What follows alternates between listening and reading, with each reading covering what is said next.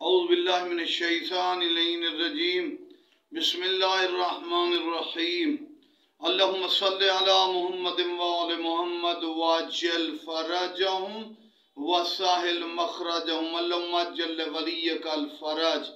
آج ہم بیان کرنا چاہتے ہیں، محققین علماء نے جیسا کہ نقل کیا، بتانا چاہتے ہیں کہ عرش کہاں سے خلق ہوا، فرشتے کہاں سے خلق ہوئے، زمین و آسمان کہاں سے خلق ہوئے، جنت کہاں سے خلق ہوئی، اور چاند ستارے۔ تو علامہ باقر زنجانی بہت بڑے مجتہد، انہوں نے بتایا کہ نبی پاک نے فرمایا وَالْعَرْشُ مِن نُوری، اللہ نے عرش کو میرے نور سے خلق کیا۔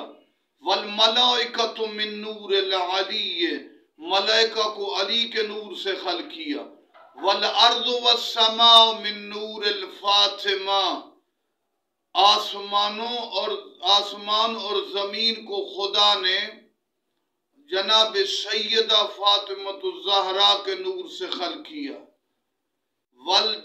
وَالشَّمْسُ وَالْقَمَرُ مِن نُور الْحَسَنِ، اللہ نے سورج اور چاند کو امام حسن کے نور سے خلق کیا۔ وَالْأَرْضُ